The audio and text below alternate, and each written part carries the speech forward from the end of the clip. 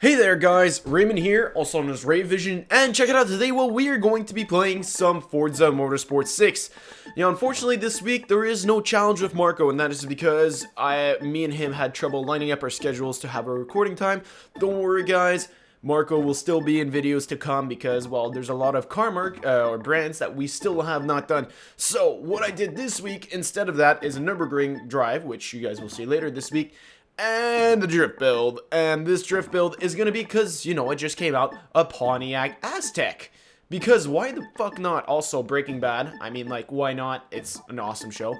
And honestly, it made this car look so much cooler. So, what do I think about this drift build? Honestly, I'm gonna be straight up. I have made worse drift builds than this car. It's definitely not the easiest car to drift, but it's definitely not the hardest. I mean, like, I could see someone picking up this car and going and doing pretty well online lobby. I did pretty well. I think I came in 3rd out of 19. Spoilers, by the way. So yeah, that is that. There is going to be no anime review this week because turns out that reviewing an anime requires a lot more in-depth watching of the show than I thought it would. And a lot of people suggested Initial D. And so I have to get around to watching that, but I have midterms. So yes, I will do that. Don't worry, because I really want to do that stuff. It'd be awesome in my opinion. So, if you want to get this drift build, as usual, it is under Ray Drift for the Pontiac Aztek, Drift and Best for Speed. And I mean, like, or you could follow me as a creator, that works too. But basically, I mean, like, look at this thing. It is going around these corners solid. And I'm gonna say, like, I competed very well for something that is not meant to drift at all. This thing does really, really well. It is solid through the corners. It doesn't feel tippy like you think it would. That's mainly probably because the lower suspension. It does tend to oversteer sometimes and by oversteer I mean like you feel like it's gonna spin out if you give it a bit too much gas.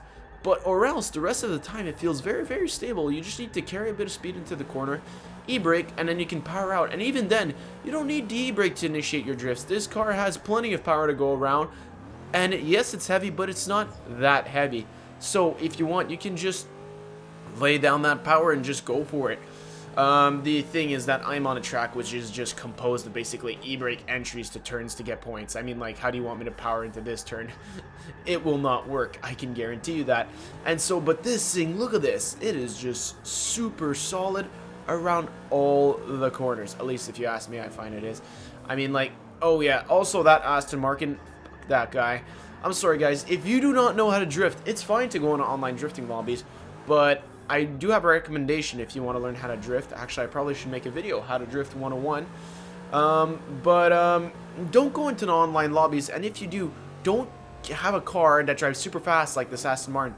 Go in front of a guy, drift, spin out, then race to in front of whoever is doing well, and then race and spin out in front of them. Because every time I had to cut some of my drifts shorts to save the points I had, and not risk losing any. And if you saw in the rearview mirror, like, he just took out another car, and it's just like, come on, Aston Martin, what are you doing? Oh, but the Pontiac Aztek, look at this thing. Obviously, it has a V8 engine, because there's no way the stock engine of a Pontiac sounds like that. And yes, it is twin turboed, for all you guys that were wondering, although you might have noticed that in the first part of the video. Here, just hanging on by one wheel. I don't know how to, I probably can hold the drift all the way through there. I don't think I can do it with the Pontiac Aztek, though. I don't think it's the car for that. But overall, it is a fun car to drift, surprisingly. I mean, like, I was expecting it to be a lot worse. Also, guys, I just want to remind you, please leave your car suggestions in the comments below. This wasn't really a suggestion that you guys made. It was just an idea I had, because, I mean, like, well, I mean, I thought it'd be pretty cool, which, in my opinion, it was, kind of.